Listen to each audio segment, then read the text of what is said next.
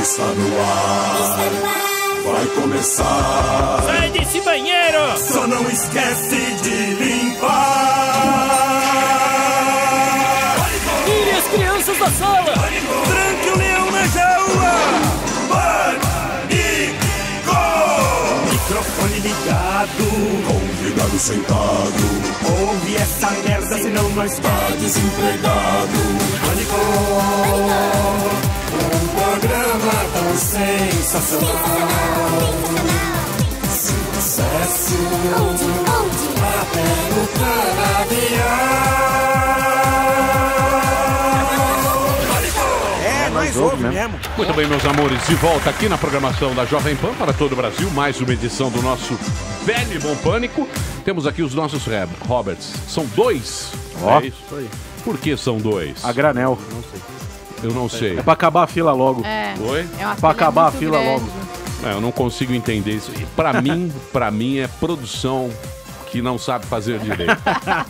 Só há essa explicação. Mas o cara não fala, bota aqui dois nomes e fala, que se dane. Chegaram. Alta demanda. Você marcou com quem? Eu sou Esse rapaz aí é o meu advogado. advogado do Ele- do você Morgado. trouxe. Ele tá me... Morgado também do nosso bravo. Nepotismo. Até quando? Guga Noblar também meu cliente, também Guga Noblar. Entendi. É mesmo? Passou uns problemas pra resolver aí. Tá Sério? todo mundo com Achei que você era aí o advogado da direita, tá ok? Então, quer dizer, nós temos aqui, vejam, queridos ouvintes, como uma coisa Nepotismo. como uma coisa funciona.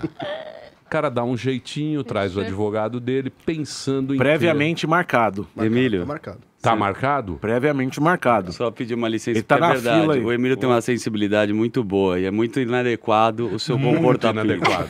Por quê? Ó, o senhor chegou Por quê? atrasado, espera um Por quê? minutinho que ele Não, tá você apresentando o faz meu essas advogado. permutas são Só um horrorosas. minutinho. Permuta. Gordão. Você- Eu tava no bar do Advogado na Alfinete. permuta. Eu estava no bar do Alfinete, encontramos ele lá. me abordou, tirou Muito uma... simpático Zuckerman, você, muito- obrigado. Dentes Pode da tirar uma Globo. selfie? Eu falei, lógico, cara, prestigiando o bar do meu amigo Alfinete. Muito Ele falou, gente sou boa. advogado e eu faço permutas.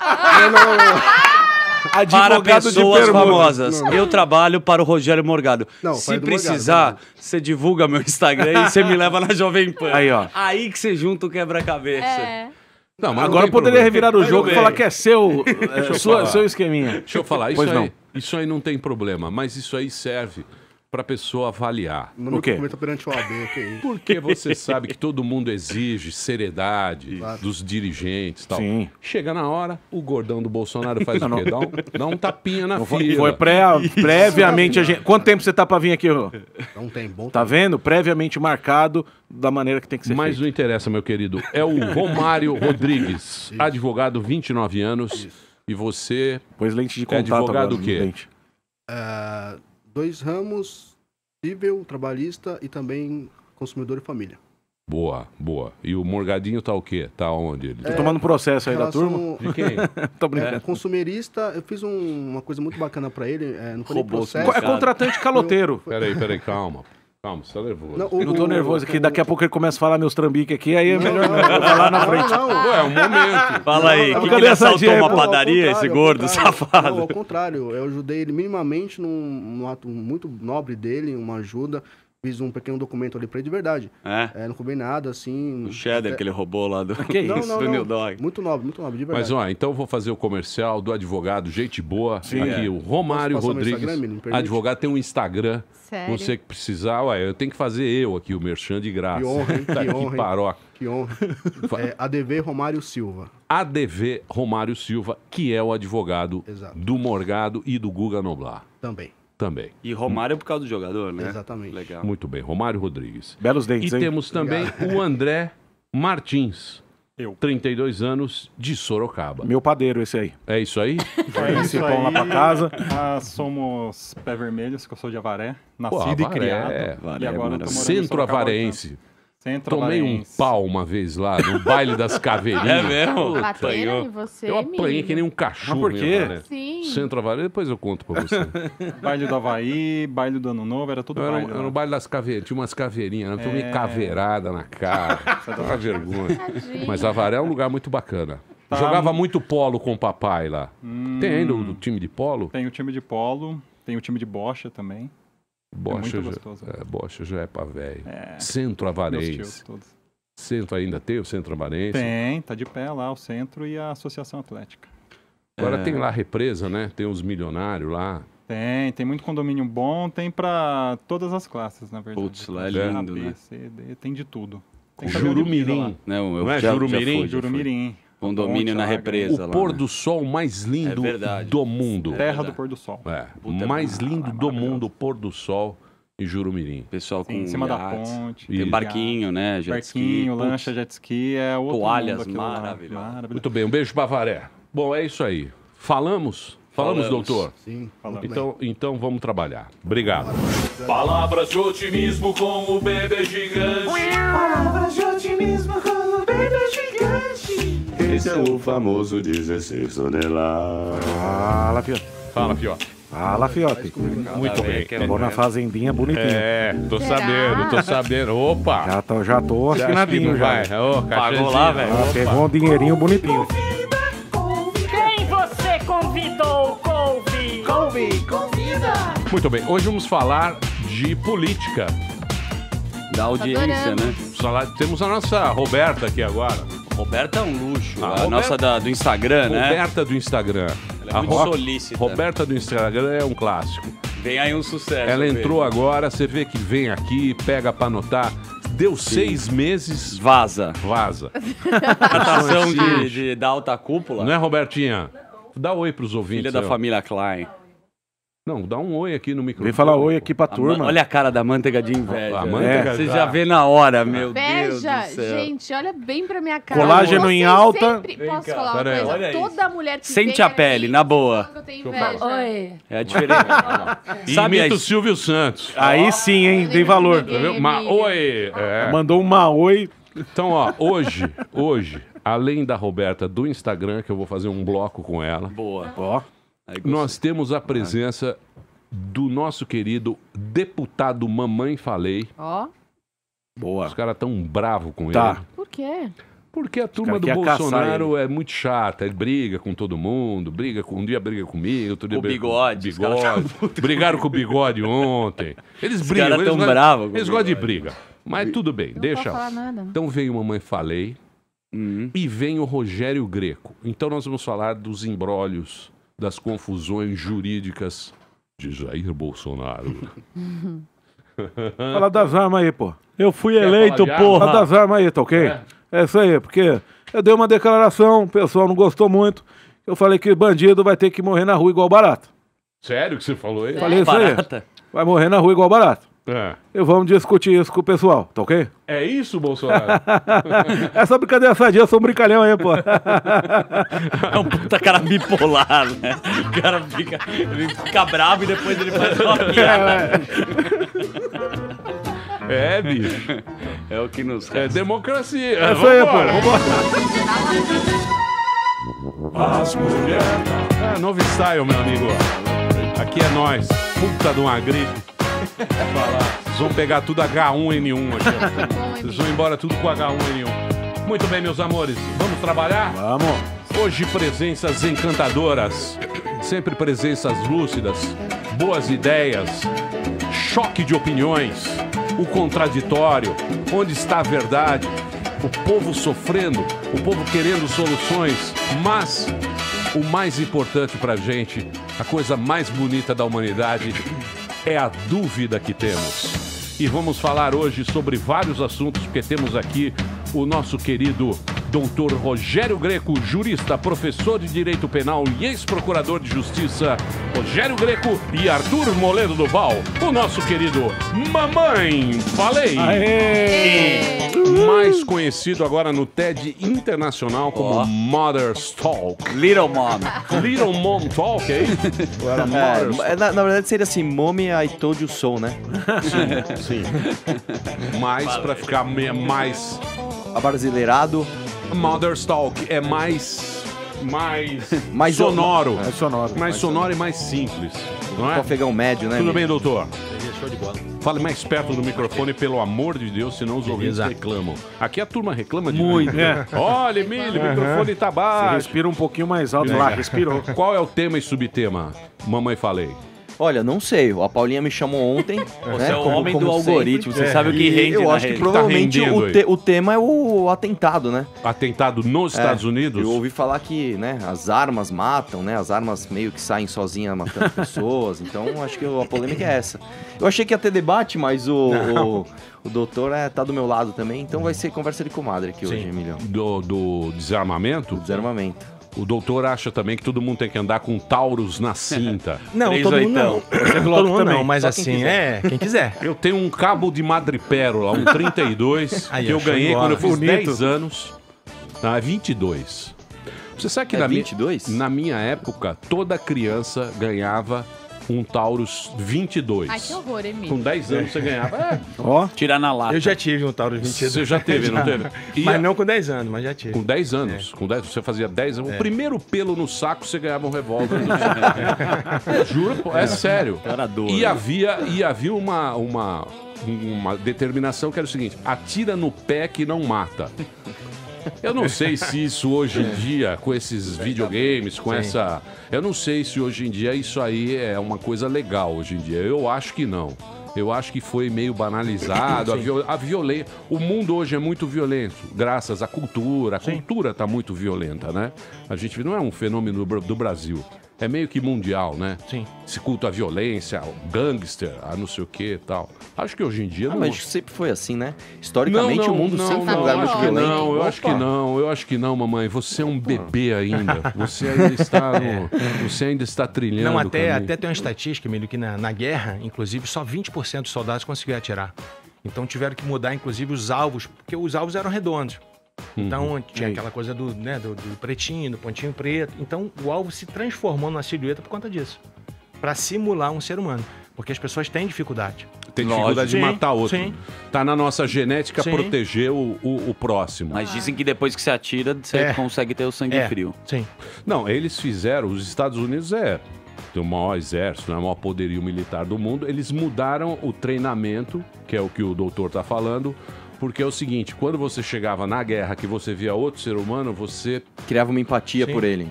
Você tinha dificuldade de matar. Então eles passaram a fazer o treinamento com música, você colocava o seu headphone e fazia mesmo como um videogame. Subiu um alvo ali, você pá. Por isso que dizem que tem esses malucos que fazem esses crimes horrendos nos Estados Unidos, principalmente, que lá tem essa... Eu discordo totalmente, né? Totalmente. O pessoal que entra em escola e mata não necessariamente é um cara que tem um treinamento militarizado. Normalmente é um moleque que não justamente... é militarizado, mas é que são os tempos que a gente vive, né? Eu acho que não. Os caras falam do videogame também, que é uma coisa bem relativa, né? Counter-Strike. Eu também discordo completamente. Também, até que enfim a gente vai discordar. Do que você vai discordar? Não, que falam que eu acho que não tem nada a ver, não tem nenhum tipo de relação, jogos violentos ou esse tipo de coisa com um ataque em massa. Quantas pessoas não jogam videogame são pessoas completamente pacíficas, né? Joga GTA aposto e não que abre tem um carro. Exatamente, eu aposto que tem um monte de bazuca. tiozão que nunca pegou num PlayStation e fecha ele no trânsito pra você ver o que acontece. Mas eu não digo só, não tô dizendo só o videogame. Eu tô dizendo assim, a cultura hoje em dia é mais violenta. As pessoas são mais violentas. Eu não sei, Emílio. Eu tendo a discordar disso. Na verdade, você vê, olha só que coisa, cara. E isso é um argumento até... Tem um documentário do... Aquele... Caramba, qual é o nome dele? Que fez do 9/11. Ele é muito bom, esse cara. Michael Moore. Tiros em Columbine. E um dos argumentos, né? Ele é de esquerdaça, né? E aí um dos argumentos Mas do ele pessoal... dá umas roubadas lá. Ele rouba. E um dos argumentos, né, que o pessoal dos Estados Unidos sempre usa, né? Por que o nosso país é tão violento? Isso nos Estados Unidos, né? É por causa da cultura de guerras. Nós temos uma cultura violenta. E ele refuta isso muito bem. Apesar de ser um cara de esquerda, é um cara que refuta isso muito bem. Existem outros países que também têm uma cultura de guerras. Existem ali, diversos povos que vêm de culturas de guerras e de conflitos e que não são necessariamente pessoas violentas. Eu acho que isso tá ligado muito mais ao individual do que ao coletivo. Mas você acha que isso não... Estados Unidos é o único lugar que toda geração, depois da Primeira Guerra, foi pra guerra. Toda geração americana foi pra guerra. Eles gostam de uma guerrinha, porque ganharam, porra. Saiu no auge. Ganharam 2 guerras mundiais. Tem essa pega. Mas o Vietnã pegou mal. Não, o Vietnã pegou mal, mas... Daí os caras repensaram também, né? Não sei.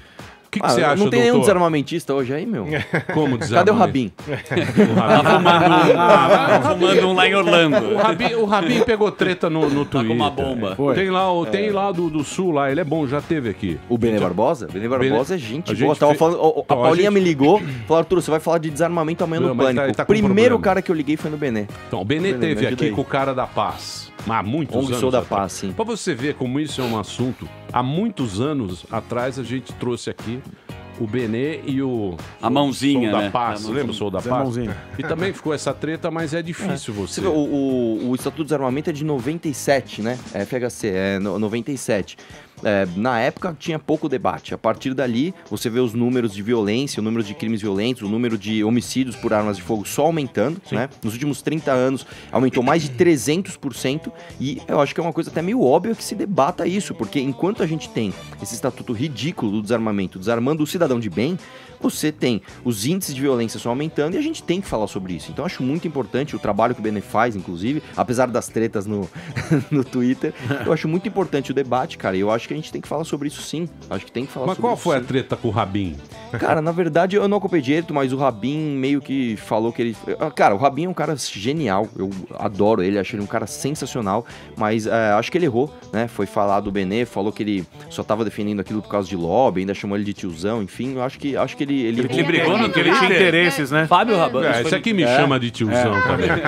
Falou, mas O assim... Rabin, aquela filha de 12 anos, ele fala- os outros são tiozão, ele não é. mas o Ele Benê é não- meninão, ó. Aquela Ô, barriguinha Rabin. dele.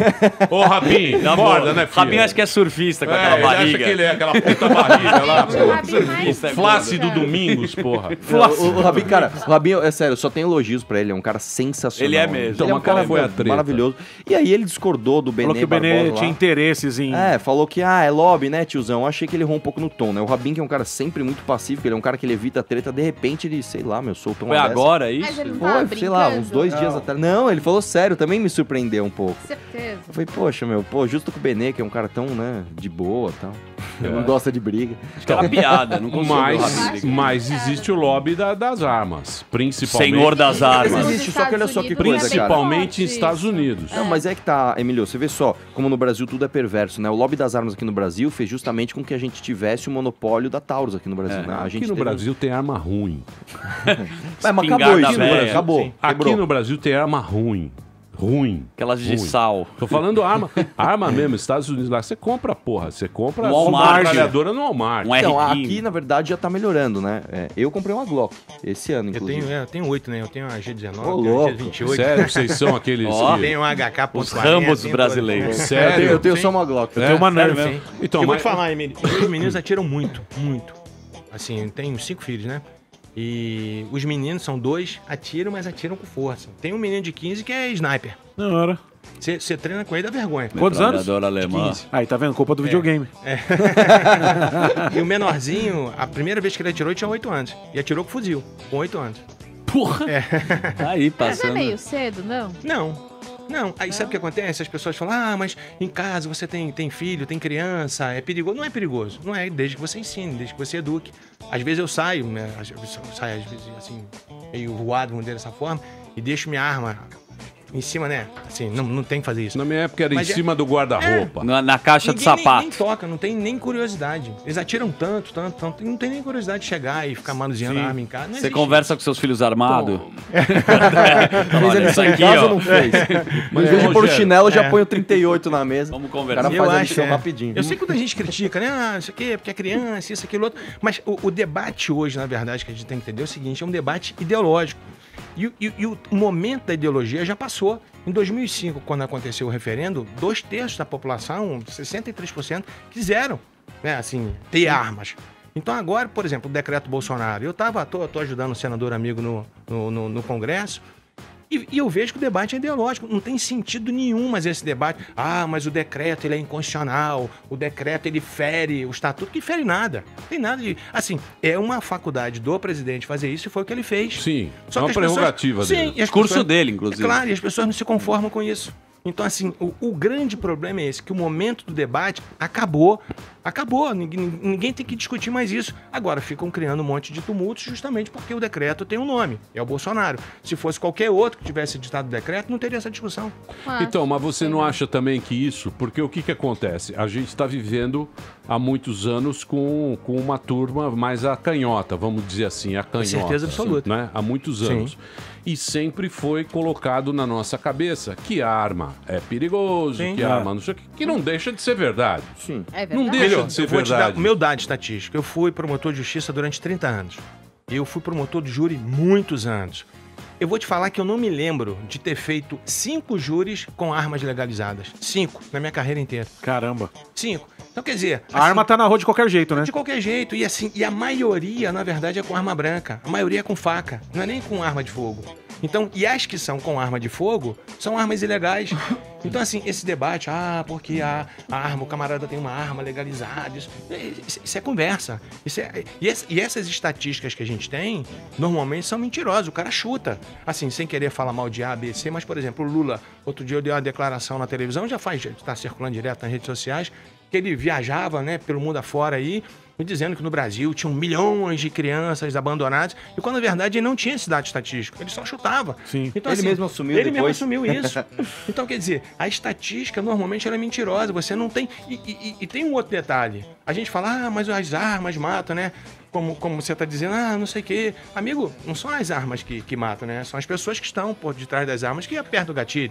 Ela não dispara sozinha. Não dispara E sozinha. até em termos que nem se a gente pegar, é impressionante, né? Eu vi o Marcelo Freixo falando que uma política armamentista está matando as mulheres, né? A Isa Pena falando. Se você pega os números, cara, os números eles dizem justamente o contrário. Se eu puder aqui fazer um comentário rápido aqui, trouxe uns dados aqui. Se você pegar, por exemplo, mesma coisa aconteceu no Reino Unido, né?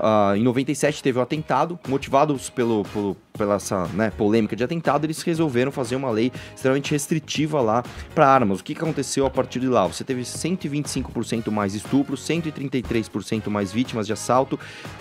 Hoje o Reino Unido tem a maior taxa de arrombamentos e invasões da União Europeia, segunda maior taxa de criminalidade na União Europeia. E se você pegar outros exemplos ao redor do mundo, se você pegar a Austrália, a mesma coisa. Desarmou os cidadãos, o que aconteceu? 19% mais homicídios, 69% mais assaltos à mão armada. Chicago, mesma coisa. Eles resolveram em 2011 fazer leis mais rígidas. Inclusive, na época, eram as leis mais rígidas de todos os Estados Unidos em termos de restrição de armas. O que aconteceu? 17% mais homicídios. E aí, o que aconteceu? Eles resolveram voltar atrás. Em 2014, eles falaram, em Chicago, não deu certo isso daqui. Vamos voltar atrás e vamos ver o que acontece. E aí, os resultados foram 20% menos roubos, 26% menos furtos, homicídios, a menor taxa nos últimos 56 anos. Então, assim, hoje nós já temos dados para mostrar que, óbvio, a violência urbana, a segurança pública são questões muito mais profundas do que só o desarmamento, né? Uma política armamentista não é uma política de segurança pública. Mas hoje você consegue já relacionar os dados de que o desarmamento traz justamente o contrário do objetivo. Ele aumenta a violência. Óbvio, isso não é opinião, isso não é ideologia. Não, né? mas você não acha? O que eu penso é na urgência. Né? Porque a gente tem muitos problemas. Você não acha que primeiro, ao invés de discutir... Porque o que a gente está discutindo aqui é direito de cada um, certo? Sim. Se cada um quiser fumar maconha dentro da sua casa, fume maconha. Quer ter uma arma, tenha uma arma, quer não sei o quê. É o direito individual de cada um, certo? É isso que a gente está discutindo, é isso que o Bolsonaro fala, é isso que está sendo debatido. É o seu direito de ir lá e comprar uma Glock e ter a Glock lá no seu criado mudo. Ponto. Certo? O que a preocupação, eu acho, com a gente é com a segurança pública. Acho que isso é muito mais preocupante para a sociedade. Se você vai pensar no Brasil inteiro, é a segurança pública. É você sair da sua casa, é você pegar um ônibus, você pelo menos ter um nível de segurança. Não ficar pensando o tempo inteiro que você vai ser assaltado, que alguém vai te matar, vai matar teu filho, vai matar teu pai. Esse é que eu acho. Eu acho que a discussão, ela primeiro ela teria que ser na segurança pública para depois ver a liberdade individual. É que na verdade é o seguinte... Falei bonito agora, hein? Falou, hein? Advogado. Vote no PSOL 1427, Emílio Surita. Marielle, é nóis. É que, na verdade, Emílio, uma coisa não anula a outra, né? Você, por exemplo, discutir reforma de Previdência, que isso, por incrível que pareça, está relacionado diretamente à segurança pública. Se você discutir o pacote anticrime do Moro, que está relacionado, é uma política de segurança pública de fato, isso não anula o debate do desarmamento. E mais uma outra coisa, se nós temos dados tão urgentes de violência urbana tão grandes, eu acho que a gente tem justamente que debater o desarmamento, porque a gente cai naquela história, né? Se você tem o seu direito natural de defesa da própria vida violado, né? Dado nas mãos do Estado, o Estado não consegue garantir a sua vida, por que a gente não tem que ter uma urgência justamente no debate de que eu quero me defender da forma que eu quiser, da forma que eu escolher? Então, eu acho que uma coisa não anula a outra, eu acho que está na hora da gente debater isso com mais seriedade. Não, e esse lance da segurança pública ele é complicado por quê? Porque o Estado é corrupto. Por que a segurança pública sofre? Porque o Estado é corrupto. Se o Estado não fosse corrupto, a segurança pública não seria desse jeito. Um exemplo claríssimo, o exemplo do Rio. Eu sou carioca, embora tenha trabalhado 30 anos em Minas, moro em Minas, mas assim, o Sérgio Cabral, ele literalmente liquidou o Estado do Rio. Eu fui com o BOP no Rio, em muitas comunidades, pacificadas, não pacificadas. Eu tive com o BOP na retomada do Complexo do Alemão. Então, eu vi por dentro o mal da corrupção. Assim, tem comunidades do Rio que para você resolver é muito complicado. Nós temos no Rio aproximadamente 1000 favelas. Você sabe que não pode chamar mais de favela, né? Sim. Tem que chamar de comunidade. Comunidade. A gente é hipócrita pra caramba. Muda o rótulo, mas o conteúdo é igualzinho, né? Quer chamar de favela e quer transformar em comunidade, então transforma. Não é só chamar de comunidade. Agora mudou tudo aí. Tem essas novas regras de... Então, e assim, e a gente vê o que é crueldade, o que é a crueldade do Estado, o que o Estado faz com a corrupção. Então, tem comunidades, por exemplo, eu estive no Pavãozinho. Você via ali as pessoas vivendo em nível infinitamente abaixo da linha de pobreza. É um negócio horroroso. Então, como é que você quer que, na verdade, você tenha segurança?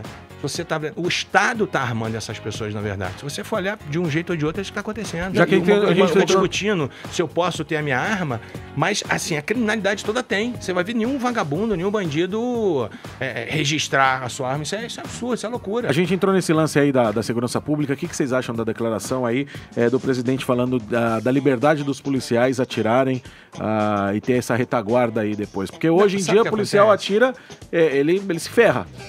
Não, assim, o grande problema é que aí é o Bolsonaro sendo Bolsonaro. Então é o jeito dele.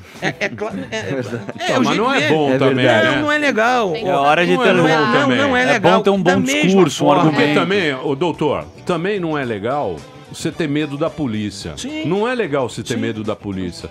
Porque se vai esse negócio, o cara foi lá, tira, não sei o que eu sou cidadão de bem. Não é legal isso aí. Porque uma hora ou outra você pode estar numa situação, você pode também cair numa armadilha e se ferrar por isso, entendeu? A gente tem que respeitar a instituição, respeitar o juiz. Eu acho que o grande problema é que a lei afrouxou. Não sei se é por dinheiro, por estrutura, não sei que catos que aconteceu, se é o narcotráfico, não sei. É complexo isso. Mas eu acho que a lei é fraquíssima. Eu acho que a lei é fraca. A lei é com ele. Eu acho que a lei não é que a lei afrouxou. Não é a estrutura legislativa nossa, ela favorece o mal policial e ela combate o bom policial. O doutor tem livros sobre isso. Você hoje tem uma estrutura legislativa no país, o nosso Código de Processo Penal, ele é um absurdo. Ele favorece quem quer fazer coisa errada e ele penaliza quem quer fazer a coisa certa, né? E eu diria até, assim, não é legal as pessoas terem medo da polícia. Eu vou até numa questão até um pouco mais filosófica aqui, mas é o seguinte, existem dois tipos de respeito, né, Emílio? Existe o respeito por admiração, que é quando você admira alguém, você respeita aquela pessoa, independente da ameaça que ela possa te trazer, e isso é o respeito mais genuíno, é o mais robusto que existe. A pessoa pode fraquejar um dia, se você admirar ela, você vai ter aquele respeito e você vai ajudá-la.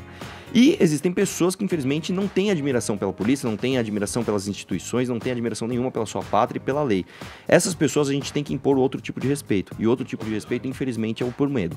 Então, se você não respeita a polícia por admiração, por justamente você admirar o seu país, as leis, onde você vê a civilidade... Esse aí, meu menino. Ter o respeito por medo, sim. É meu menino aí, ó. Então, o bandido tem que olhar pra polícia, tem que ficar com medo, tem que falar, eu não vou fazer cagada, porque apesar de não admirar esses caras, eu tenho medo que eles me matem. Eu sei, mas o policial, ele age por protocolo, porra. Ele é um profissional. Ele tem que ser bem remunerado. O policial é um profissional, acima de tudo, ele é um profissional. Ele tem um protocolo, ele sabe como fazer. Eu acho que ele tem que ganhar bem e ter estrutura. E tem essa retaguarda jurídica aí que o Bolsonaro falou, pô. Do que? A retaguarda jurídica, porque se o cara tem que esperar tomar um tiro pra depois revidar. Eu sei, mas se fica só no discurso, se fica, não, bandido, como é que fala? Atira primeiro pra ver depois. Aí todo mundo fica com medo. Aí você faz uma sociedade cagona. Se você vai sair na rua, você vê um carro da polícia, você fica com medo. E o Igual processo? era na época da rota, você é da época do... Sim. Pô, você via aquilo lá, você tinha Tô pra medo. mais não mata. No Rio, a gente tinha a chamada Escuderia Lecoque, que era realmente o Esquadrão da Morte. Não sei se vocês lembram disso. Era oficializado. Tinha até uma caveirinha com 2 ossos entrecruzados, diferente do símbolo de operações especiais, que é a faca na caveira, né? Que as pessoas até nem sabem muito bem o que significa a faca na caveira. Não sei se vocês têm conhecimento dessa da história. Não. A gente viu aquela mulher que foi aí secretária dos Direitos Humanos, me perdoem, completamente retardada. Aquela lá. Aquela lá. Aquela lá. Já saiu tem muito tempo. Ela querendo arrancar do peito dos policiais, das viaturas, a faca na caveira. A faca na caveira tem uma história. Sim. Então, assim, não é um símbolo de operações especiais do Brasil. Não, é um banda é símbolo... macumba. Peraí, símbolo de operações especiais do mundo. A história da faca na caveira começa da seguinte forma. Final da Segunda Guerra Mundial, Hitler já estava perdendo a guerra. Hitler tinha uma tropa pretoriana chamada de SS. Ele era o comandante em chefe dessa tropa. E os caras eram carniceiros com força. Além de no fardamento você ter aqueles 2 raios que simbolizavam o SS, mas o que simbolizava realmente a SS era um crânio. Então em todo bunker da SS tinha uma caveira. Todo bunker, porque simbolizava a morte. 1945, final da Segunda Guerra Mundial, uma equipe de operações especiais inglesa chamada Comandos entrou num bunker da SS. E os caras já tinham fugido, já tinham vazado, porque estavam perdendo a guerra. Do nada, um soldado de Comandos viu aquela caveira, depois de ter passado por vários campos de concentração, o cara estava, assim, destilando ódio desses camaradas. Esse cara vai do nada, ele saca o punhal e, pô, mete o punhal no crânio. Então, assim, a caveira pela caveira, o simbolismo dela realmente é morte. Mas a faca na caveira não significa morte. A faca na caveira significa a vitória da vida sobre a morte. Boa. Então, quando um policial usa essa bolacha, esse brevet, que é dificílimo você ter um cara chegar até o final de um curso de operações especiais, cara, eu participei já de muitos, assim, né, vendo como fazendo instrução jurídica. Aí vem uma mulher dessa que não tem conhecimento histórico nenhum, e ela quer arrancar do camarada a faca na caveira porque ela acha que o policial que sai na rua com a faca na caveira sai querendo fritar todo mundo, matar todo mundo. Quando na verdade é justamente o contrário. Ele tá ali pra dar a vida dele por nós, que é completamente diferente. Sim. Então, mas eles subverteram completamente a história e aí você fica Mas você não acha que, por exemplo, numa época hoje de internet e Google, não dá pra pessoa pesquisar antes dela falar um absurdo desse? Que hoje em dia tá tudo ali. Sim. Ao invés de eu falar um absurdo... Mas não tem interesse, na verdade, de pesquisar. Não, mas é uma pesquisa rápida. Tipo mas não assim, tem interesse. Vai no Wikipédia, calma. O negócio é... Mas tem um processo cultural também, né? Beleza, eu queria entender um pouco aqui do Brasil, né? Porque não é tão fácil tirar uma arma, né? O porte pra arma. Tem todo um processo para. Nos Estados Unidos, me parece, o cara pegar uma arma num restaurante, ele tem 10 anos de prisão, né? Não é isso? Como é que funciona no Brasil? O cara que tem o porte, ele pega ilegalmente... Sim, quem tem porte, inclusive, não pode usar sua arma em lugares, por exemplo... É como se tipo uma boate, uma igreja. No trânsito? Não, no trânsito sim. Mas assim, em lugares onde houver aglomeração, o próprio decreto ele já veda isso também. Então, acho que, se não me engano, o artigo 20 do decreto já fala isso. Então, o camarada não pode andar armado embriagado. Então, tem uma série de restrições que vai fazer com que ele perca o porte, se ele for surpreendido. Sim. Tem uma cartilha pro cara. Porque, na verdade, o que está sendo divulgado é como se todo mundo agora tivesse que andar armado. Uma guerra civil. Sim, e só vai andar armado quem se sentir habilitado para isso. Até para reagir. Tem um momento de reagir. Nem todo mundo vai reagir em todo momento. Sim. Então, a gente tem visto até o que essas facções criminosas têm feito até com a polícia, né? Surpreendidos policiais, matados, e aqui em São Paulo principalmente. A gente vê isso no Brasil inteiro.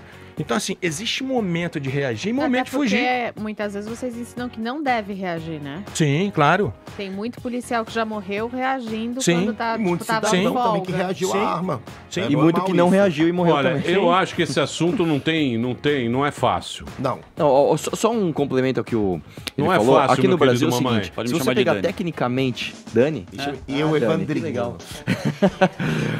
Aqui no Brasil, na verdade, tecnicamente, nós não somos um dos países mais restritivos à posse de armas, por incrível que pareça. O problema é que o Estatuto do Desarmamento, ele criou um jeitinho brasileiro para se acabar com o comércio de armas. Tanto que, depois do Estatuto do Desarmamento, a gente acabou com 90% do comércio legal de armas. O problema é que aqui no Brasil nós temos 3 critérios objetivos, que esses são aceitos na maior parte do mundo. Você não pode ser louco, você tem que fazer um teste psicotécnico, você tem que mostrar que você não é bandido, então você tem que ter uma ficha completamente limpa, e você tem que mostrar que você consegue atirar, então você tem que fazer um exame técnico para aquilo. O problema todo está no 4º quesito que foi colocado no Estatuto do Desarmamento, que é: por que você quer uma arma? E aí você tem que falar, ou eu sou atirador desportivo, ou eu sou caçador, ou eu sou colecionador. E o problema é que quem dá o aval de que, tipo, olha, eu estou afirmando que o seu motivo para ter uma arma é ok. É um grupo muito pequeno de pessoas, que é o Exército ou a Polícia Federal, e eles não dão conta da demanda. E os despachantes? Você paga. É só intermediário. Despachantezinho. Não consegue, Emílio. Não consegue. É difícil. Não consegue. Sabe por quê? De passaporte a arma, meu amor. Digo, a gente compra RG lá na série. Se você quiser uma arma ilegal, você consegue em 2 dias. Você sai aqui e você compra. Agora, se você quiser uma arma legal, você pode ter o despachante. Não adianta. Você vai passar por burocracia, você vai se ferrar pra conseguir. O que é uma arma? Eu passei por isso. O que é uma arma legal? A que fala oi, tudo bem, é ilegal, a te manda se lascar. É aquela que te defende da arma ilegal. Mas me responde uma coisa. E tem um mercado muito milionário de arma ilegal. É que eu tava em reunião por você, meu amor. Obrigado. Pra você ganhar dinheiro, tá bom, meu amor? Eu tava atrás dos seus interesses. Sabonete íntimo. Sabonete íntimo, Emílio. Sabonete do Emílio. Cara, lava um sabonete matoba. Agora eu sou investidor de dólares no exterior, que eu defendo isso. Então, meu bem, eu vou de sabonete anal a dinheiro. Você foi pego no Duty Free roubando perfume, querido. Eu fui preso no Chile roubando óculos. Eu fui pra prisão. Eu não sou bichinho de roubar perfume. Sua vida inteira é cometendo delito. Eu sou ladra profissional. Tá sem pescoço. Aqui é baixaria. Ainda bem que o doutor aqui não é mais procurador, senão você saía daqui já estava em cana. Direto lá pra Eu te dou uma bebida com a corda príncipe, na hora que você estiver morrendo, eu te pego R$100 Muito bem. Você vê, mano. Eu vou fazer um break agora. Pois não. É um assunto muito complexo. Quer partir pra outro ou não? Vocês que mandam, Emílio. Eu tô aqui. Fala, Paulinha. Você tá nervosa, Paulinha? Paulinha tá brava. Ele tem Glock aqui, ó. É uma arma... Tá aí, não? Só pra testar. Uma meio de plástico. Aquelas do Rambo. Quer ela ou não? Tem uma Nerf. Tá bravo. Você mata brava, brava, A gente anda armado aqui com o canhão também. Vem aqui dar sua opinião. No próximo bloco... Você é a mulher do pânico. A opinião abalizada de Paulinha. Eu acho o seguinte. Existe uma coisa que eu acho que a arma é boa. É pra uma mulher da estatura de Paula, que tem 1,20 m. E mora na biqueira. E aquilo lá iguala ela a um cara de 1,95 m como o do doutor. Isso aí. Isso aí iguala. É disso que eu tô falando aí, tá ok? A Paulinha mora na biqueira, ali na Vila Mascote, tá? Ela tem que se defender quando ela não paga as drogas. Se o traficante ou matar, ela tira. Devia então liberar a arma só pra mulher. A gente tá. Esse problema. Nossa senhora, imagina. A gente já resolve. Na bolsa, né? 2 problemas. Já fizeram o negócio, deu errado. Aí eu acho que CNH pra mulher. Já deu errado aí. É brincadeira sadia aí, pô. Eu sou um brincalhão, pô. Eu dirijo muito melhor que Bem você. bolado. Brincadeira sadia aí com a mulherada aí. É isso aí, dona. Dirige lá. Que é isso, presidente? Eu tô brincando. Você vai colocar as feministas contra o nosso programa, pô. Ué, mas qual o problema ter as gordas lá Você gritando? vai falar que mulher dirige mal, pô? Algumas sim. Ou 99%, mas é brincadeira sadia, eu sou um brincalhão mesmo. Presidente, não fala assim, presidente. Não é que mulher dirige mal, é que mulher pensa muita coisa ao mesmo tempo. Ela tem que passar batom, rímel, tá com TPM. Ninguém pensa que a mulher sofre ao dirigir. Daqui a pouquinho a gente volta. Hoje, presenças ilustres. Aqui temos o jurista Rogério Greco e o deputado Mamãe Falei, que é o nosso querido Arthur Moledo do Val. O Arthur do Val. Daqui a pouquinho a gente volta aqui na PAN. Muito bem, meus amores, estamos de volta aqui na programação da Jovem Pan para todo o Brasil. Hoje, presenças ilustres nesse programa, o nosso jurista Rogério Greco. O Greco, ele é jurista, professor de Direito Penal, ex-procurador de Justiça. Hoje habita a Belo Horizonte, é isso? Isso. Linda cidade, hein? Como tem bar bom em Belo Horizonte, hein? Puta, como tem boteco bom. Não tem mar, vamos para o bar. Exatamente isso. E temos também o Mamãe Falei, o Arthur Moledo Duval, que a turma está brava por você ser do MBL, o MBL que também teve uma treta aí com... Teve uma treta pesada, Por né? isso que tem que armar todo mundo pra sair já logo na guerra. Tô brincando. O que é? Uma treta? Tô brincando. Por isso tem que armar todo mundo e acaba as brigas em um dia. Sim. Mas ele é showman. Você sabe jogar o jogo, né, cara? Não é todo mundo. Ah, você sabe. Eu vi uma entrevista, eu falei pra você, quando você foi no Rafinha Bastos, você falou, cara, eu busco o argumento. Tem gente que te aborda na rua, na tua física, que deve chegar, meu, te apavorando, né? Porque você faz. Isso acontece, ó, vou te falar que pelo menos uma vez por mês acontece. Alguém te dá um apavoro? Direto. E aí você faz o quê? Senta com a pessoa e cria o Cara, argumento. só que aí eu filmo também. Eu pego meu celular e começo a filmar. Isso é Só que sabe o que é engraçado? conversa As ou pessoas você bate? conversam de boa, sempre. Só que é o seguinte. O cara anda com uma eu, GoPro. cara, é impressionante. Eu já fiz, sei lá, uns 20 vídeos desses. E eu nunca mais vi os vídeos na internet. Acho que a pessoa fica com vergonha, porque ela acha que vai chegar e vai apavorar. E aí quando chega, acaba trocando uma ideia, fala, nem vou pôr. E não aparecem esses vídeos. Não Então colocam. você que está ouvindo e já me encontrou na rua e já veio com câmera na cara pra me confrontar, por favor, coloca o vídeo na internet. Um bom lugar é a academia no vestiário. Quem conheceu, vai lá na Smart Fit e te filma lá de... pra ver se você tem um bom argumento. Ô, Arthur, Você sabe, você nesses vídeos que você sabe, faz aí... Mamãe Falei, eu posso dar um conselho pra você? Primeiro conselho. Ó, me interrupt, hein? Me interrupt. Primeiro conselho. Não será um Gordo conselho meu. interrupting. Será um conselho budista que eu darei a você. Que certa feita, um pequeno Buda me falou. Fui eu. Estava eu no Nepal. Estava Nepal isso de fora. Que sirva para você. Sem gracinhas. Que isso sirva para você e para todos os ouvintes que estão nos acompanhando nesse momento. Estava eu caminhando no Nepal, veio um pequeno Buda com aquela roupa varrendo o chão, com aquela roupa laranja e tal. Sim. E ele falou: se você está vendo ali, e era o monte. Exatamente, era o monte. Um monte de quê? Era o Himalaia. Ah, o Himalaia, pois não. Nepal. O Sherpas, querido. Nepal. Certo. Não tinha Sherpa, não. Foi um Buda que falou. Sim. Um budista. Budinha. E ele falou: você está vendo ali? Lá está o Everest. Eu olhei e falei: belo Everest. E ele falou o seguinte: preste muita atenção, Emílio.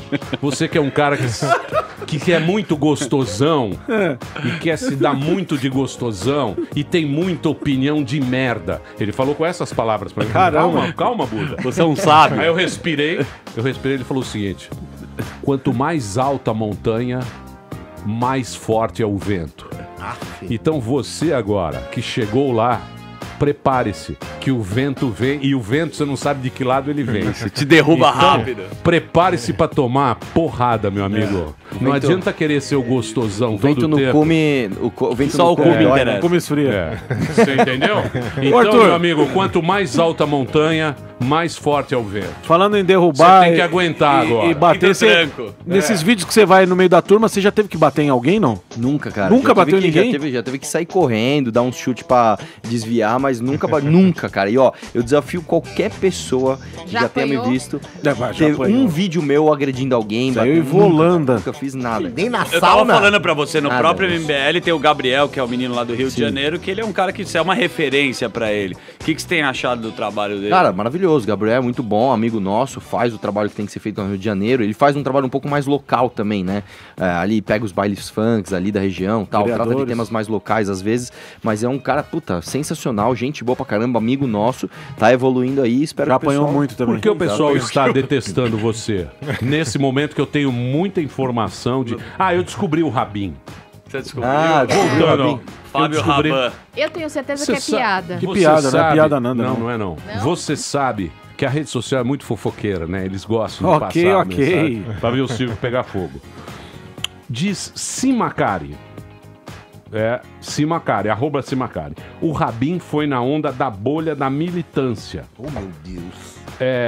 Abre aspas. Aí o branco matou o medo de branco, etc, etc, etc. Isso agrada a bolha. É fácil e confortável reproduzir esse discurso. mas acho o Rabin um cara legal. Coitado, ele só reproduziu o discurso mais fácil. Também acho, eu concordo exatamente isso. Eu acho que ele não fez de maneira intencional, do tipo, vou falar um negócio, vou dar uma lacradinha aqui pra agradar um público. Eu tenho certeza que ele não fez isso. Eu tenho certeza que ele tá brincando. Não, ele não tava não, mas eu acho que ele simplesmente, sei lá, pegou um momento que o cara tá num dia meio ruim e falou, discordo disso, e resolveu twittar. Só que eu acho que é justamente isso. Eu acho o Rabin muito mais uma vítima do que um militante. Eu acho que ele foi uma vítima desse discurso fácil. Eu até... cara, é simples, cara. Você sabe que esses ataques que ocorreram num Walmart, né? Foi um Walmart que ocorreu no Texas. E nesse Walmart você não poderia estar armado lá dentro. É uma regra do próprio Walmart. Em Washington, tem outro Walmart que também sofreu um atentado. Só que lá as pessoas podiam andar armadas. Qual que você acha que morreu mais gente? Obviamente, no dia do Texas, que as pessoas estavam desarmadas, né? Não só isso. Cara, tem um caso muito interessante. Esse pra mim é o mais...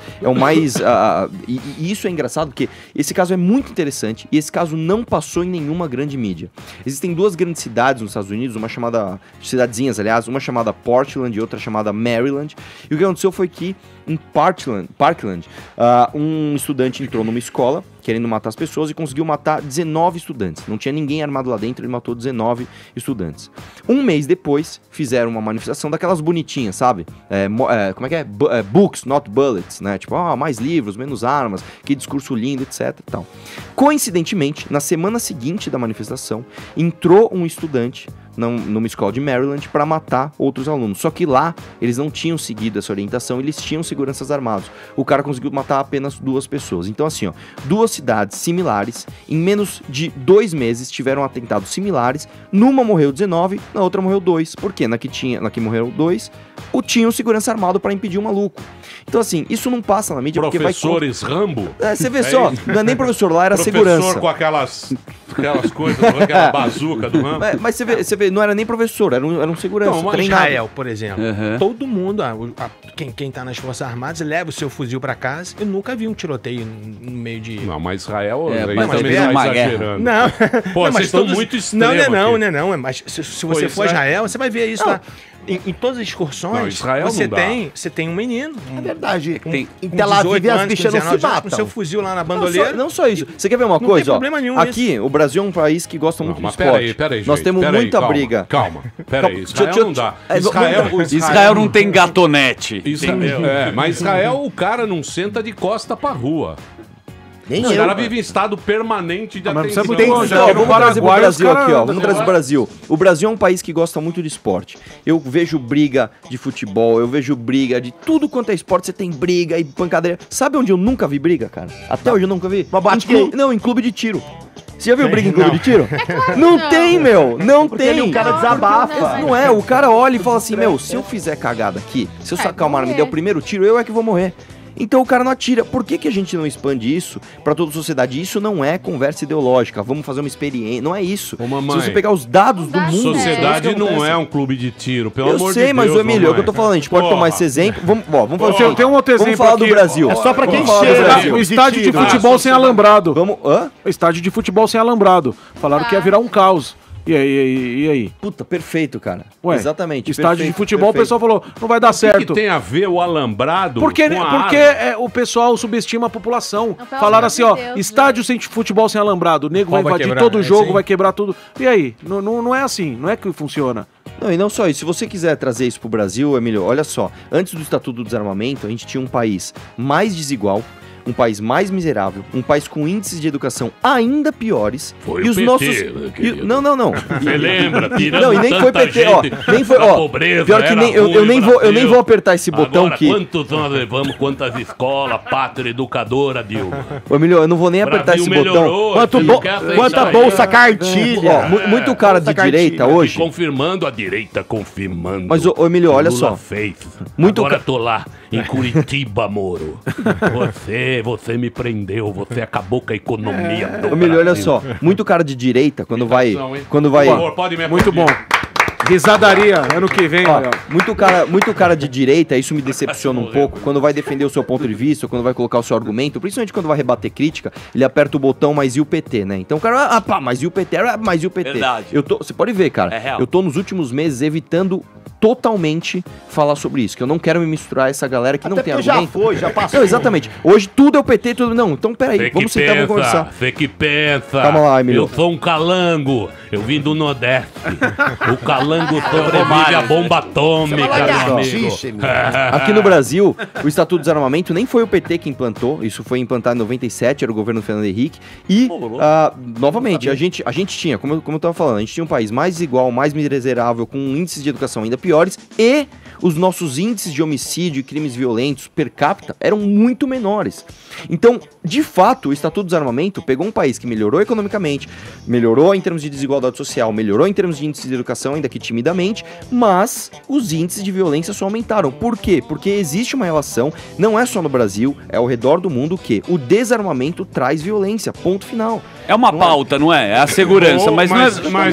Mas eu posso dar outro número pra você. Diga lá. A desigualdade. O que tem? Se você partir do princípio, se você pegar os 12 países com o melhor IDH do mundo, os Estados Unidos, ele é o último. Ele é 12º e ele é o mais violento de todos esses que têm IDH. Se o Brasil se melhorou no Brasil por esses motivos que você falou, foi porque teve uma igualdade. Mas Emílio, você está corroborando com o meu argumento. Se o Brasil melhorou... Então não é arma. Não. Emílio, você está corroborando... Não, Emílio, você está corroborando... Não, calma. Emílio, você está corroborando com o meu argumento. Certo. O meu argumento diz o seguinte, se o Brasil melhorou de 97 para cá, seria natural que os nossos índices de violência também diminuíssem. Não diminuiu, aumentou. Justamente por causa do quê? Por causa do Estatuto do Desarmamento. São Paulo melhorou. São Paulo caiu de 33 para 6. Mas você está pegando um exemplo... Jaú tem 3 por 100 mil. É nível de Noruega, pô. Emílio, você tá pegando exemplos pontuais. Alô, Jaú, um abraço. Tô indo fazer show, hein? Vamos mudar pra Jaú, tá ok? Semana que vem eu tô fazendo show em Jaú, ok? Jaú tem Carrucha. Não, o Estatuto do Desarmamento ele é uma política a nível nacional. Se você pegar os números nacionais, eu tenho aqui, cara, nós aumentamos aqui, assim, os números eles são absurdamente gigantes. Nós temos 300... da cidade. Jaguariúna, por exemplo, mas, é Emílio, baixíssimo. Mas o Estatuto... Emílio, o Brasil é uma paróquia difícil, cara. Eu concordo, por isso cidade, não é? Onde você tem uma sociedade mais igual, mais parelha... menos crime você tem. E o Paraguai? Concordo com você. Menos agora é o seguinte, você tem. Olha só, se você pegar, por exemplo, depois do Estatuto do Desarmamento, é o que eu tô tentando dizer, a gente teve 346% mais mortes por armas de fogo, e isso, eu tô falando a níveis nacionais, tô falando de uma cidade ou outra. Isso depois do país, como eu te falei, melhorar, ainda que timidamente, em aspectos econômicos, de desigualdade social, de educação. Então o que eu tô querendo dizer é o seguinte, Emílio, o Estatuto do Desarmamento, as políticas desarmamentistas, não é só no Brasil, isso ao redor do mundo, eu tenho vários exemplos aqui que eu trouxe. Você vê que, quando implantadas, elas trazem violência. Infelizmente é isso que acontece, porque o cara que quer comprar uma arma ilegal, ele não vai respeitar a lei, ele não vai falar assim, poxa vida, agora eu não posso mais ter arma, é melhor eu devolver minha arma. E os corno? O que tem os cornos? Já imaginou que corno vai matar? Lógico que não, Emílio. Eu penso nessa Emílio, gente. Emílio, você não pensa é uma boa corno dúvida. que mata uma garrafa de cachaça. É um bom argumento. Isso você não vê. Não, eu vou te explicar. Sabe o que Marília Mendonça. O cara pensa na Marília Mendonça, com uma Glock, uma Glock, toma 3 gols. Isso você não pensa. Caipirão. Existem, como eu falei pra você, existem dois tipos de respeito. Se o cara não tem o respeito por admiração, né, pela vida de outra pessoa, vai ter que ser na porrada. Ele vai pelo medo. E qual que é e isso não é ideológico, isso, como eu tô te falando, isso é numérico. O cara, quando ele pensar, eu vou pegar uma arma e vou matar alguém, se eu tomar uma fechada no trânsito, eu vou ser o machão, ele vai pensar 10 vezes, porque ele não vai saber, em primeiro lugar, se o cara que ele vai mexer, ou a pessoa que ele vai mexer está armada, em segundo ponto, se as pessoas ao redor, que não tem nada a ver com aquela história, também estão armadas, prontas pra parar um maluco com uma arma. E isso é o que acontece nos outros países. Quando você pega, por exemplo, como eu te falei, se você pegar em casos de atentados, como que os atentados são parados? Sempre por uma arma na mão de uma pessoa de bem. Então, é isso que acontece. O cara não vai pensar assim, eu vou sair hoje armado no trânsito matando todo mundo, porque ele vai falar, eu tenho certeza que de todos esses carros aqui, alguém vai estar armado, pronto pra me parar. Pronto pra parar o que eu tô fazendo de errado. Essa tese não me convence. Então, cara, mas tá aí uma tese que não me convence a você, meu querido doutor? Assim, não, em termos, mas é porque a violência mudou, a criminalidade mudou. Então, quando eu passei no concurso MP em 89, quando eu fui pra Minas, a violência era uma. Assim, o bandido, ele respeitava a polícia. Hoje, o policial virou troféu. Então, assim, hoje o nível de crueldade das facções criminosas é uma coisa absurda. Então a gente está vivendo um momento diferente. Então a gente tem que lidar com esse momento de uma forma diferente também. Antigamente, Emília, o conselho era o seguinte: se você for roubado, não reage. Amigo, peraí. Esse conselho valia para 40 anos. Hoje não. Porque eles estão atirando em mulheres, eles estão atirando em crianças. Se você virar as costas e estiver indo embora, eles estão atirando do mesmo jeito. Vocês devem ter visto aqui, circulou nos grupos de WhatsApp, o camarada entrou numa padaria, andou pra lá e pra cá com a pistola na mão. Tinha um camarada, ele tava petrificado, ele não conseguia nem respirar. Se você olhar essa cena, não sei se vocês viram essa cena, quando o cara tava saindo, ele chegou, colocou a arma na têmpora do cara, e matou o sujeito sem fazer. O que esse cara fez pra morrer? O que esse cara fez? Fez nada. Então, assim, o nível de violência hoje é outro. É extremo. Não, é extremo. Não dá pra você ter aquela visão bucólica de 40 anos. Eu escrevi um livro sobre terrorismo. Eu estudei as duas maiores facções criminosas que a gente tem aqui no Brasil. Quando eu estava estudando sobre o Comando Vermelho, e essas facções, normalmente, elas têm estatutos, por mais incrível que isso possa parecer. Então, no Estatuto do Comando Vermelho, o primeiro Estatuto do Comando Vermelho, se você for olhar, ler alguns dos artigos daquele estatuto, está dizendo o seguinte: olha, se você for roubar, de preferência, não roube mulheres, não roube idosos, não roube trabalhadores, salvo se necessário. Mas rouba quem, então? Não, assim... Desempregados? Não. Naquela época era uma visão diferente. Por exemplo, havia muito aquela coisa de rouba banco, sabe, rouba a comércio, mas não trabalhador. Hoje, assim, é coisa comum. Então roubar um Uber, roubar um taxista. E tem até uma questão lógica, porque assim, isso revolta menos a população. Então, agora, é reagir... Por exemplo, a gente discutiu rapidamente aqui o projeto do Moro, né? Eu tô um pouquinho à frente disso também, porque esse senador amigo meu, ele é o relator do projeto do Moro. Então, se você me permitir, eu gostaria de tocar nesse assunto no próximo bloco. Então, no próximo bloco, a gente fala aqui com o nosso querido doutor. A gente também não está muito por dentro desse projeto do Moro, que ele é muito amplo, né? Porque ele vai de facção criminosa, colarinho branco, ele é muito amplo esse projeto do Moro, e ficou meio esquecido. Certo, Glenn? Oi, Glenn. Como está você, querido? Emílio pistolou de férias. Cara, fiquei até orgulhoso. Glenn? Você? Glenn? Não lembro. Você estava até gritando aí. Eu falei, o Emílio. O Glenn é no querido. Caio Coppola. Caio Coppola é você. Muito bem. Então, no próximo bloco, a gente vai tocar nesse assunto aqui, que é o quê? É o pacote anticrime que é do Bolsonaro, mas tá meio parado, porque sabe qual é que é? Os deputados não querem votar. Não, acabaram de voltar de férias, vão voltar agora. Os meninos voltaram da Disney aí, pô. Calma, filho. Vejo ele em uma creche, em um hospital, numa escola. Calma. Não vejo ele em um hospital, em uma creche, em uma escola, nada. É só viagem, bafão e lacração. Deixa eu falar. Teoricamente, aliás, hoje. Deixa eu falar. Calma. O mundo, o cara também tem poder. Ele tem poder de assinar uma lei, de fazer uma lei. Será que eles vão se proteger atrás dessa lei? Tem que ver os interesses. Aí que tá. Quais são os interesses dessa coisa? A gente vai falar aqui com o nosso querido Rogério Greco, que tá por dentro do assunto. Pois não. E ele fala bem, ele conversa bem. Calmo, centrado e armado. Isso, ele vai dar uma destrinchada pra gente no próximo bloco. Que a gente só sabe mais ou menos o que é isso. Depois do comercial, a gente volta aqui na Jovem Pan. Muito bem, meus amores, estamos de volta aqui na programação da Jovem Pan para todo o Brasil. Hoje, presenças ilustres nesse programa. Temos aqui o nosso querido Arthur Moleiro Duval, Mamãe Falei, que está aqui com a gente. E também o doutor Rogério Greco, jurista, professor de Direito Penal e ex-procurador de Justiça. E ele também está por dentro do... Como é que chama? Projeto Anticrime. Projeto Anticrime do nosso Moro. Sim. É isso? 100%. O que vai mudar? O que está pegando aí nesse projeto? Assim, na verdade tudo, né? Porque esse projeto, ele tem um nome. E esse nome está atrapalhando o projeto. Infelizmente, as pessoas não gostam do Moro. Então, o projeto, se você for olhar, eu tenho muitos amigos professores. E assim, as críticas que eu vejo com relação ao projeto, elas perdem até a credibilidade. Porque eles criticam do primeiro ao último artigo do projeto. Eu posso não gostar do Moro, mas assim, rasgar um projeto inteiro porque eu não gosto da pessoa, isso não, honestamente não tem sentido.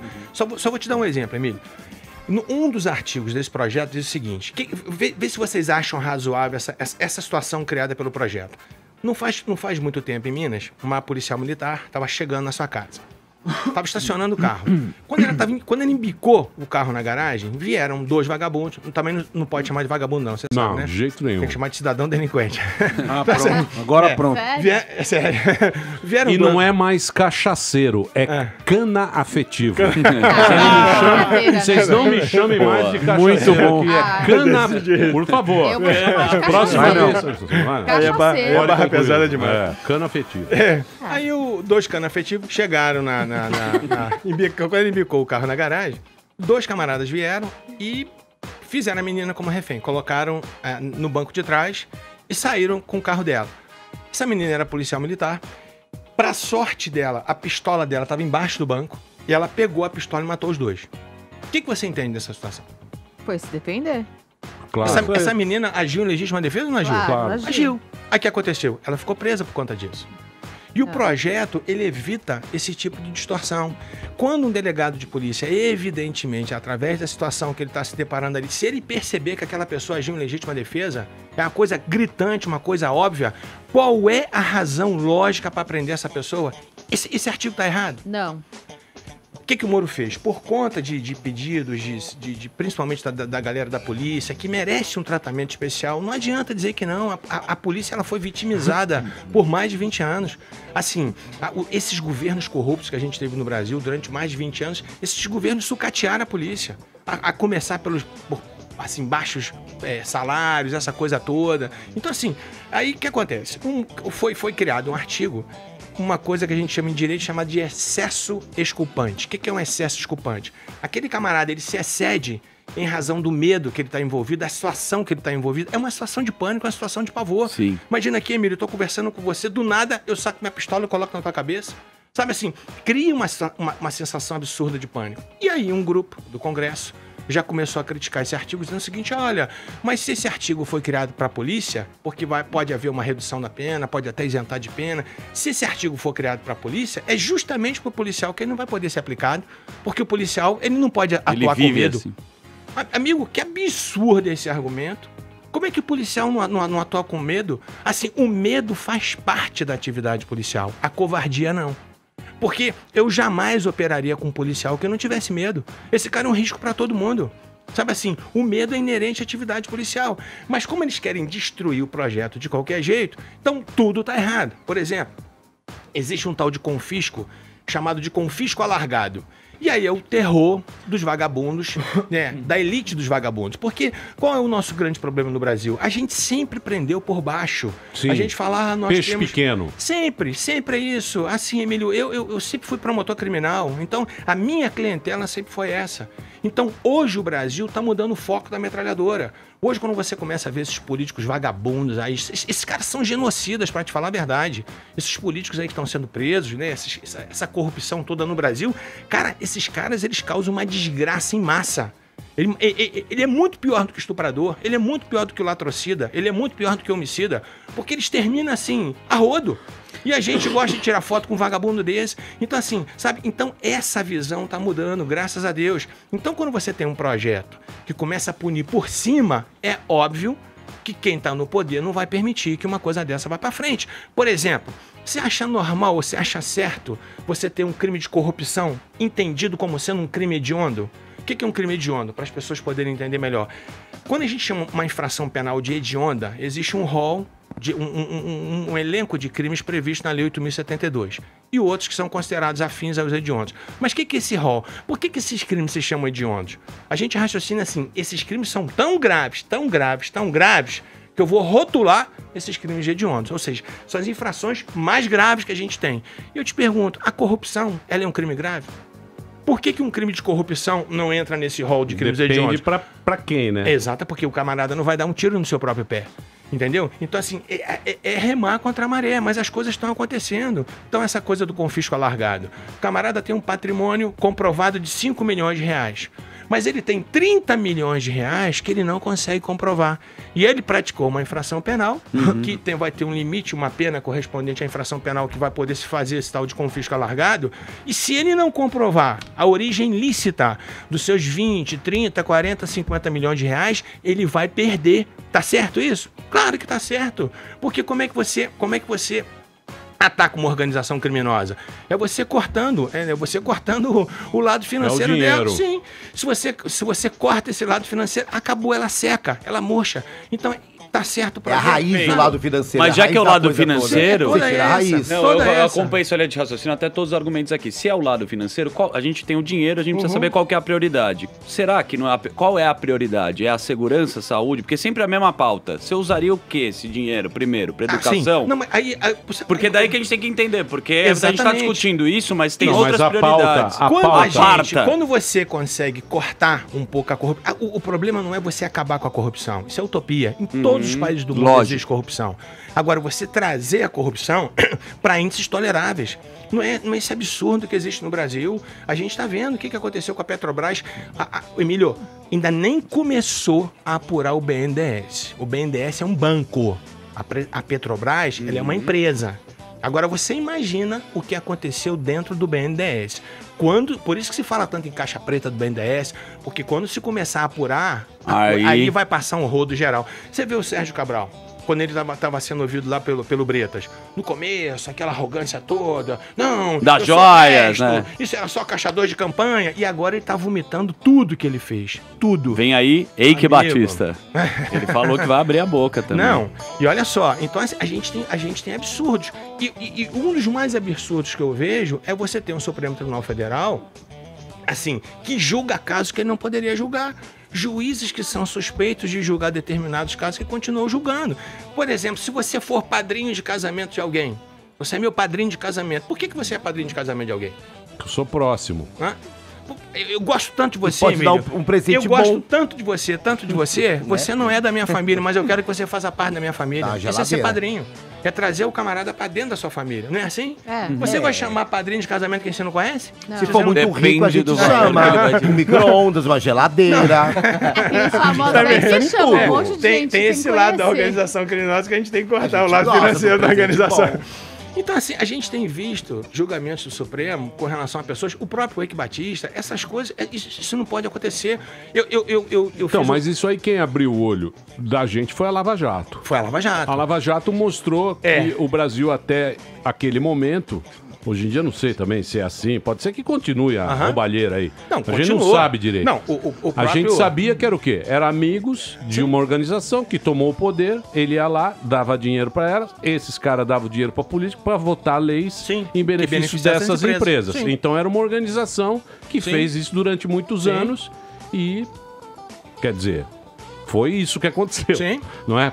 Comprovado por várias provas, meu. A gente viu aquilo ali. Então, mas e aí? Agora, esses caras que fazem a lei, eles vão também jogar do lado deles. E esse é que é o problema. Esse é o problema. E esse é que é o problema. Que é o que aconteceu na Itália. Esse é o problema. É você criar leis duras. Às vezes então, mas você acha que há interesse na Câmara de aprovar isso? Eu acho difícil. Eu acho assim complicado também, porque esse projeto tem justamente esse nome. Se esse projeto viesse com atitudes menos contundentes, mais, assim, levando normalmente a coisa... Esse projeto está batendo de frente realmente com as organizações criminosas. Que aprovou a Previdência? Que não, mas votaria que a assim, favor? Não, é que assim, no caso do Moro é PL, né? Então é mais simples, na verdade, a aprovação. PEC é 3/5 da casa em 2 turnos, PL é maioria simples. Então passa. Eu acho, eu não sei, né? A leitura que a gente tem é que não é uma coisa fácil, obviamente, mas é menos complicado do que a Previdência, né? Não tem tantas comissões especiais, não sei não. E eu acho que é um pouco mais simples de passar. Pensa comigo, se a lei ficar dura, o cara vai ter medo de se candidatar a qualquer coisa. É que o lance Você vai ter medo de um cara, prefeito. Mamãe, falei prefeito. O cara fez uma merda, vai em você. Mas na verdade, assim, a hoje pessoa ela vai ter medo essa é a ideia. de administrar. Então, mas sei, o lance é o seguinte, mas é terrível isso. Por quê? Mas, Emílio, não é. Emílio, é o seguinte, olha só. Hoje, o cara correto, o cara... Emílio, mas se o cara for correto... A lei, ela tem uma consequência. Isso é que é difícil do legislador de fazer uma lei, a consequência. Você sabe qual é o grande problema? O efeito colateral que você está dizendo. A consequência da lei. O cidadão de bem que quer se propor aí pro Poder Executivo, né? Ele já tem esse medo. Se você pegar, por exemplo, uma pequena cidade, sei lá, de 30, 40 mil habitantes, você vai pegar o prefeito da cidade, o cara necessariamente não é um corrupto que quer roubar milhões. O cara tá com medo. Porque é muito. Quando você vira prefeito, você vira governador, quando você tá no Poder Executivo, você responde, inclusive, com seus próprios bens. Então, a lei, pro cidadão de bem que quer fazer o bem, ela já é desincentivante. Porque a corrupção... Vou te falar o que aconteceu comigo em Minas. Ela pode ter uma equipe ruim, que pode usar o nome dela. A corrupção que ela pode foi roubar. tão grande, mas tão grande, que o que assustou, acho que todo mundo, foi cada contrato público tinha um jabá. Sim.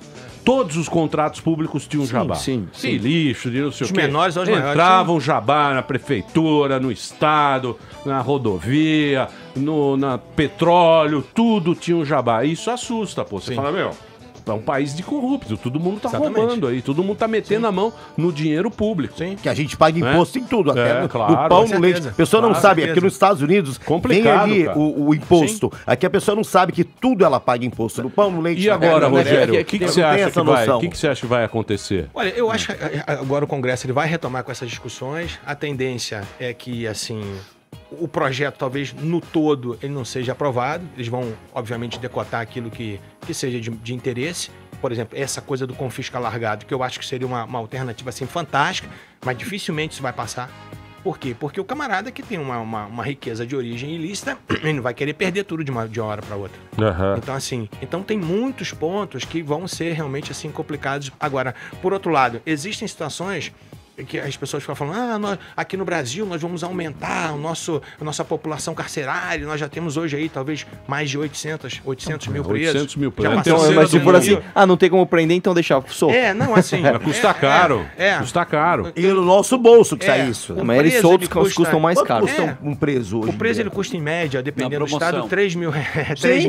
É meu salário aqui no Pânico. Ele custa 2 vezes mais do que um aluno na escola básica. E o absurdo é o seguinte, que um adolescente infrator em Minas, ele custa numa média de 10 mil reais. Porra. Meu amigo, você pega 10 mil reais, você pega 20, 30 crianças dessas, adolescentes, e coloca numa escola particular. Eu tava outro dia conversando com a minha filha, ela levantou uma tese que eu falei, pô, você tem razão. Você vai nos hotéis desse aí, tipo Ibis, que você paga 80 reais de diária... E põe os presos. Você coloca o preso. Você resolveu o problema. Presos no Ibis. Não tem água, mas ele dorme bem. Tem beliche. Tem tudo. Tem frigobar. Olha que ponto que nós chegamos. Dá pra dar um rolê na Paulista ainda, algemado, maravilhoso. Então, olha que loucura. Eu não tinha feito esse cálculo, cara. Pensa que absurdo que a gente tá vivendo. Então, assim, a gente percebe, por exemplo, tem no projeto essa coisa do MP, ele poder negociar a pena. E as pessoas ficam dizendo, não, mas agora o MP fazendo isso, de negociar, aquilo que a gente chama de plea bargain, do direito, anglo-saxão, tal, trazer aqui pro Brasil, isso vai superlotar mais ainda, o sistema prisional. Não vai, porque a finalidade, quando o MP, via de regra, negocia, é aplicar uma pena não privativa de liberdade, ou seja, é deixar o cara fora do sistema prisional. Mas as pessoas vão tendo, é justamente o argumento que a gente fica vendo do decreto do Bolsonaro com relação às armas, que parece que todo mundo vai ter que ter arma. Ou parece que o MP vai ter que prender todo mundo. E aí já fica falando, não, mas você tem que fazer uma projeção para saber como é que vai ser isso, como é que vai ser o gasto do Estado. Amigo, quando você quer destruir o projeto, você tem argumento para tudo. Então esse é o problema. Mas, Rogério, mas isso aí você não acha que é uma falta de comunicação? Que é isso que você está fazendo aqui. Mas o que acontece? Mais ou menos. É que é o seguinte, o problema não é a falta de comunicação do projeto. O problema é que nós temos uma falta de comunicação crônica no Brasil. Porque é o seguinte, vamos pensar o seguinte. Interpretação. Não só isso. Por exemplo, hoje a gente adora colocar os políticos como vilãos, Só que da onde vêm os políticos? Da sociedade. Se eles estão lá é porque alguém votou neles. Então o problema é que as pessoas continuam votando nesses mesmos caras. Ninguém pensa no poder econômico que está acima dos políticos, que é o que é pior. Então, o problema não é a comunicação deste projeto específico. O problema é a comunicação do Brasil em relação à política, no geral, A gente hoje, tudo é culpa do Rodrigo Maia. Por que o Rodrigo Maia tá lá? Que alguém votou nele, pô. Sim. Então é muito pior, muito pior do que a ação de um cara desse, é o que continua fazendo com que essas pessoas se perpetuem no poder. Então, assim, não adianta hoje a gente ir lá e, sei lá, e matar um ou matar outro, não adianta, porque outros vão surgir. Então, aí a gente cai no que a gente faz aqui, o que eu tento fazer todo dia, muito mais do que um deputado, eu tento ser um comunicador, que é o problema pra mim, que é o principal problema do Brasil. Nós temos um problema com comunicação aqui. A gente não comunica, a gente não educa. Então essas pessoas mal intencionadas continuam se perpetrando no poder. Então, elas são sedutoras e têm bons argumentos. Populismo, o famoso populismo. Sim. O famoso populismo. Bom, eu achei muito bacana o papo hoje. Alto nível. Posso dar um recado só, Emílio, depois? Claro, pode falar. Ó, é o seguinte. Filme. Seu Tinder? Quê? Filme. Não, dá seu Tinder, já que eu tô aqui, eu vou pedir pro Tutorial pessoal do Instagram, me vai. seguir no Instagram, por favor, Arthur Moledoval, Ele se faz inscrever no meu pratos, canal. cozinha. A Marina tem nude seus. Peraí, deixa Ô, louco. Verdade, você me mandou. Me mandou. Mandou a arminha. Fake news, ó. Depois o MBL que faz fake news, hein? Vai lá. Pode falar. Por favor, pedir pro pessoal se inscrever no meu canal, Mamãe Falei no YouTube. Me seguir no Instagram, Arthur Moledoval. E vai ter o lançamento mundial do documentário do MBL, dia 2 de setembro. Para quem quiser comprar o ingresso antecipado, porque já estão esgotando as salas, é nãovaitergolpe.com.br. É a história do impeachment contado por quem realmente fez e não por essa mídia que escondeu tudo que aconteceu nos bastidores. Eu tenho medo de você morrer antes com o Fala assim, tiro. não. Ó, eu vou passar aqui, queria agradecer o Rogério Greco. Quer falar alguma coisa, Rogério?